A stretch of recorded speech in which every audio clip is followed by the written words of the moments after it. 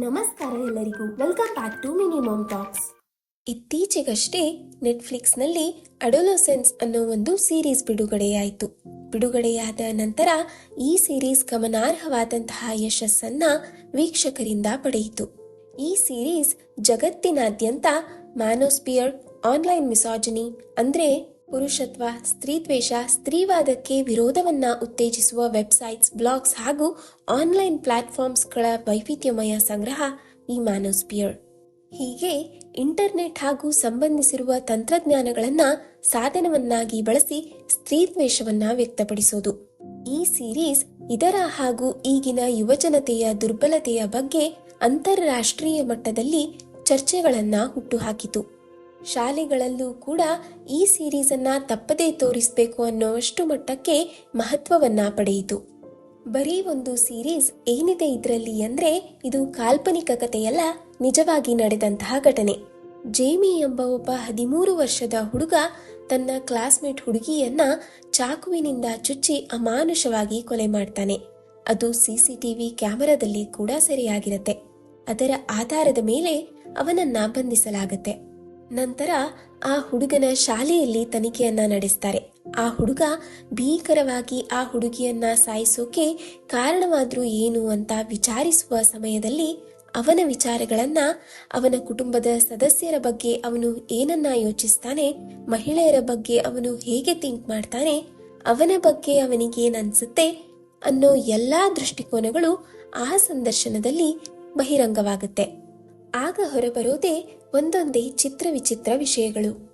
13 ವರ್ಷದ ಜೆಮಿ ಆ ಹುಡುಗಿಯ ಮೇಲೆ ಅಷ್ಟೊಂದು ಆಕ್ರೋಶದಿಂದ ಹಲ್ಲೆ ಮಾಡೋಕೆ ಕಾರಣ ಈತ ಅಪ್ಲೋಡ್ ಮಾಡಿದ ತನ್ನ ಇಮೇಜ್ಗೆ ಆ ಹುಡುಗಿ ನೀಡಿದ ಡೈನಮೇಟ್ ಎಮೋಜಿಯನ್ನ ಒಳಗೊಂಡಂತಹ ಒಂದು ಕಮೆಂಟ್. ಈ ವಿಷಯದ ಬಗ್ಗೆ ಮಾತಾಡಬೇಕು ಅನ್ಸಿದ್ದು ಯಾಕೆ ಅಂದ್ರೆ ಪ್ರತಿಯೊಬ್ಬ ಪೇರೆಂಟ್ ಕೂಡ ಈ ಸೀರೀಸ್ ಅನ್ನ ವೀಕ್ಷಿಸಲೇಬೇಕು. 80-90ರ ದಶಕದ ಮಕ್ಕಳೆಲ್ಲ ಈಗ ಪೋಷಕರು. ಆಗಿನ ಕಾಲದ ಪೇರೆಂಟಿಂಗ್ ಹಾಗೂ ಈಗಿನ ಕಾಲದ ಮಕ್ಕಳ ಪಾಲನೆಯಲ್ಲಿ ಅಜಗಜಾಂತರ ವ್ಯತ್ಯಾಸವಿದೆ.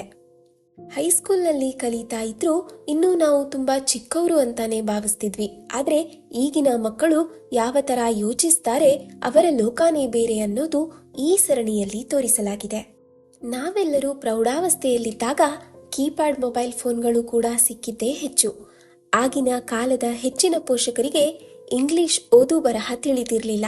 ಆದ್ರೆ ಈಗಿನ ಕಾಲದ ಪೋಷಕರಾಗಿ ನಮಗೆಲ್ಲರಿಗೂ ಒಂದು ಕಾನ್ಫಿಡೆನ್ಸ್ ಇರುತ್ತೆ, ನಮ್ಮ ಮಕ್ಕಳು ಮೊಬೈಲ್ನಲ್ಲಿ ಏನೇ ಮಾಡಿದ್ರೂ ನಮ್ಗೆ ಗೊತ್ತಾಗುತ್ತೆ ಅಂತ. ಆದ್ರೆ ಈ ಸೀರೀಸ್ ಈ ಯೋಚನೆಯನ್ನ ಸುಳ್ಳು ಅಂತ ಪ್ರೂವ್ ಮಾಡಿದೆ.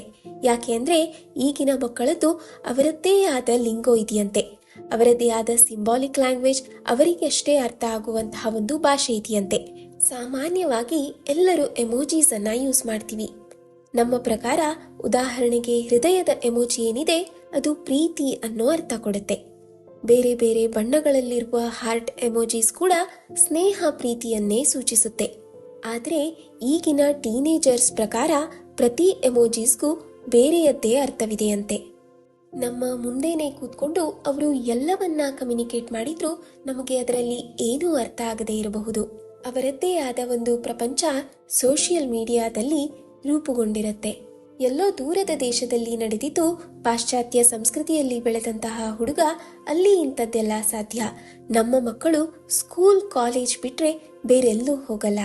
ಅವರಾಯ್ತು, ಅವರ ರೂಮ್ ಆಯ್ತು, ಆ 4 ಗೋಡೆಗಳ ಮಧ್ಯೆ ಅವರು ತುಂಬಾನೇ ಸೇಫ್ ಅಂತ ನೀವು ನಿರ್ಲಕ್ಷಿಸಿದ್ರೆ ಆ 4 ಗೋಡೆಗಳ ಮಧ್ಯೆ ಅವರ ಕೈಯಲ್ಲೇ ಇಡೀ ಪ್ರಪಂಚಕ್ಕೆ ಅವರು ಕನೆಕ್ಟ್ ಆಗುವಂತಹ ದೊಡ್ಡ ಬಾಗಿಲಿದೆ. ನಾವೆಲ್ಲ ಚಿಕ್ಕವರಿದ್ದಾಗ ಶಾಲೆಯಲ್ಲಿ ಕಲಿತಿದ್ದನ್ನ ಬಿಟ್ಟು ಬೇರೆ ಏನಾದ್ರೂ ಮಾಹಿತಿ ಇರುವಂತಹ ವಿಷಯಗಳು ಸಿಗ್ತಾ ಇದ್ದಿದ್ದು ಟಿವಿಯಿಂದ, ರೇಡಿಯೋ, ನ್ಯೂಸ್ ಪೇಪರ್ಸ್ ಇಂದ ಹಾಗೂ ಮ್ಯಾಗಝಿನ್ಸ್ ಇಂದ. ಆದ್ರೆ ಈಗ ಕೋವಿಡ್ ನಂತರ ಆನ್ಲೈನ್ ಕ್ಲಾಸ್ ಹೆಸರಲ್ಲಿ ಪ್ರತಿ ವಿದ್ಯಾರ್ಥಿಗೂ ಮೊಬೈಲ್ ಫೋನ್ ಸುಲಭವಾಗಿ ಸಿಗೋಕೆ ಶುರುವಾಗಿದ್ದಂತೂ ಹೌದು. ಮೊಬೈಲ್ ಫೋನ್ ಅನ್ನೋದು ಪ್ರಪಂಚದಾದ್ಯಂತ ನಡೆಯೋ ಒಳ್ಳೆಯದು ಕೆಟ್ಟದ್ದನ್ನ ತಿಳಿಸಿ ಅಪರಿಚಿತರನ್ನ ಪರಿಚಯಿಸಿ ಹತ್ತಿರದಲ್ಲಿರೋರನ್ನೇ ಅಪರಿಚಿತರನ್ನಾಗಿಸಿದೆ. ಕೆಟ್ಟ ಜನರನ್ನ ಮುಖಾಮುಖಿ ಭೇಟಿಯಾಗಬೇಕು, ಕೆಟ್ಟ ಸ್ಥಳಕ್ಕೆ ಹೋಗ್ಬೇಕು ಅಂತ ಇಲ್ಲ. ಒಂದು ಸರ್ಚ್ ಬಟನ್ ಇಂದ ಪ್ರತಿಯೊಂದು ವಿಷಯವೂ ಸುಲಭವಾಗಿ ಸಿಗುತ್ತೆ.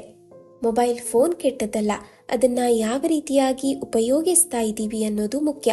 ಕಲಿಕೆಗೆ ಸೂಕ್ತವಾದದ್ದು ಈ ಪ್ಲಾಟ್ಫಾರ್ಮ್. ಆದರೆ ನಾವು ಏನು ಕಲಿತಾ ಇದ್ದೀವಿ ಅನ್ನೋದು ನಮಗೆ ಬಿಟ್ಟಿದ್ದು. ಈಗಿನ ಯಂಗ್ಸ್ಟರ್ಸ್ಗೆ ಎಕ್ಸಾಮ್ಸ್ನ ರಿಸಲ್ಟ್ಸ್ ಎಷ್ಟು ಮುಖ್ಯನೋ ಸೋಷಿಯಲ್ ಮೀಡಿಯಾದಲ್ಲಿ ಅಪ್ಲೋಡ್ ಮಾಡಿರೋ ಫೋಟೋಗೆ ಬರೋ ಲೈಕ್ಸ್ ಆ್ಯಂಡ್ ಕಮೆಂಟ್ಸ್ ಕೂಡ ಅಷ್ಟೇ ಮುಖ್ಯ.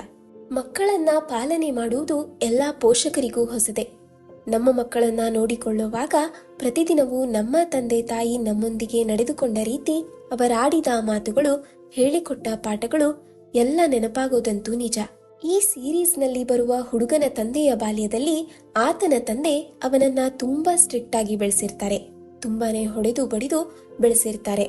ತನ್ನ ತಂದೆ ತರ ಪೇರೆಂಟಿಂಗ್ ನಾನು ಮಾಡಬಾರ್ದು ಅನ್ಕೊಳ್ಳೋ ಜೇಮಿ ತಂದೆ ಮಗ ಕೇಳಿದ್ದನ್ನೆಲ್ಲ ಕೊಡಿಸಿ ಸ್ಟ್ರಿಕ್ಟ್ ಆಗಿ ಬೆಳೆಸಿರ್ತಾರೆ. ಆದ್ರೆ ಮಗನ ತಲೆಯಲ್ಲಿ ಏನ್ ಯೋಚನೆಗಳಿವೆ ಅನ್ನೋದು ಅವರಿಗೆ ಅರಿವಿರಲಿಲ್ಲ.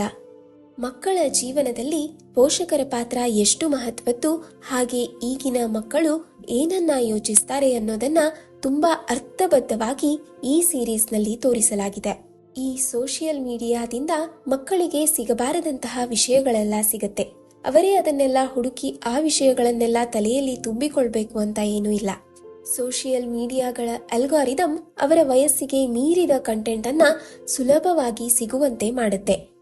ನಮ್ಮ ತಂದೆ ತಾಯಿ ಕೇಳಿದ್ದನ್ನೆಲ್ಲ ಕೊಡಿಸದೆ ಹೊಡೆದು ನಮ್ಮನ್ನ ಬೆಳೆಸಿದ್ರು, ನಾವೀಗ ಕೇಳಿದ್ದನ್ನೆಲ್ಲ ಕೊಡಿಸಿ ತುಂಬಾ ಪ್ರೀತಿಯಿಂದ ಬೆಳೆಸ್ತೀವಿ ಅಂದ್ರೆ ಅದು ತಪ್ಪಾಗತ್ತೆ. ಆ ಕಾಲಕ್ಕೆ ನಮ್ಮನ್ನ ತಂದೆ ತಾಯಿ ಹೊಡೆದು ಬುದ್ಧಿವಾದ ಹೇಳಿದ್ದು ಈಗ ಯೋಚಿಸಿದ್ರೆ ಅವರು ಮಾಡಿದ್ದು ಸರಿ ಅನ್ಸುತ್ತೆ.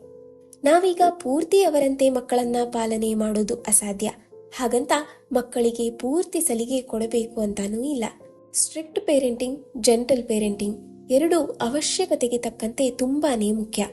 ಮಕ್ಕಳಿಗೆ ಪುಸ್ತಕವನ್ನ ಕೊಟ್ಟು ಅವರ ಮುಂದೆ ಕೂತ್ಕೊಂಡು ಮೊಬೈಲ್ ಫೋನ್ನ ಬಳಸೋದು ಈಗ ಸರ್ವೇ ಸಾಮಾನ್ಯ. ಆದರೆ ಅವರ ಜೊತೆ ನಾವು ಒಂದು ಪುಸ್ತಕವನ್ನ ಹಿಡ್ಕೊಂಡು ಕೂತ್ಕೊಂಡ್ರೆ ಅವರ ಮನಸ್ಸು ಪುಸ್ತಕದಲ್ಲಿ ಆಸಕ್ತಿಯನ್ನ ತೋರಿಸುತ್ತೆ. ಆದಷ್ಟು ಮಕ್ಕಳೊಂದಿಗೆ ಸಮಯವನ್ನ ಕಳೆದರೆ, ಅವರೊಂದಿಗೆ ಸ್ನೇಹಿತರಂತೆ ಇದ್ದರೆ, ಅವರ ಆಸಕ್ತಿಯನ್ನ ತಿಳಿದು ಪ್ರೋತ್ಸಾಹಿಸಿದರೆ, ಬೇಕು ಬೇಡಗಳನ್ನ ಕೇಳಿ ತಪ್ಪು ಸರಿಯನ್ನ ಅರ್ಥೈಸಿ ಸರಿದಾರಿಯಲ್ಲಿ ನಡೆಸೋದು ಪೋಷಕರಾದ ನಮ್ಮೆಲ್ಲರ ಕರ್ತವ್ಯ. ಇಂಟರ್ನೆಟ್ನಲ್ಲಿ ಒಳ್ಳೆಯದು ಇದೆ, ಕೆಟ್ಟದ್ದು ಇದೆ. ಒಳ್ಳೆಯದನ್ನ ಆರಿಸಿ ಕೆಟ್ಟದ್ದನ್ನ ನಿರ್ಲಕ್ಷಿಸುವ ಸ್ವಭಾವವನ್ನ ಪೋಷಕರಾಗಿ ನಾವು ಮೂಡಿಸಬೇಕು. ಅತಿ ವೇಗವಾಗಿ ಓಡುತ್ತಿರುವ ಈ ಕಾಲಮಾನದಲ್ಲಿ ಮಕ್ಕಳಿಗೋಸ್ಕರ ಪಾಲಕರೆಲ್ಲ ಸ್ವಲ್ಪ ನಿಧಾನಗತಿಯಲ್ಲಿ ಮಕ್ಕಳ ಮನಸ್ಸನ್ನ ಅರ್ಥ ಮಾಡಿಕೊಂಡು ಹೆಚ್ಚೆಚ್ಚು ಸಮಯವನ್ನ ಅವರೊಂದಿಗೆ ಕಳೆದರೆ ಅವರನ್ನ ಸರಿದಾರಿಯಲ್ಲಿ ನಡೆಸೋದು ಕಷ್ಟ ಅನಿಸಿದರೂ ಅಸಾಧ್ಯವೇನಲ್ಲ ಅನಿಸುತ್ತೆ. ಪೇರೆಂಟಿಂಗ್ ವಿಷಯದಲ್ಲಿ ನಿಮ್ಮದು ಏನಾದರೂ ಸಜೆಷನ್ಸ್ ಇದ್ರೆ ಪ್ಲೀಸ್ ಕಮೆಂಟ್ಸ್ ಅಲ್ಲಿ ಮೆನ್ಷನ್ ಮಾಡಿ.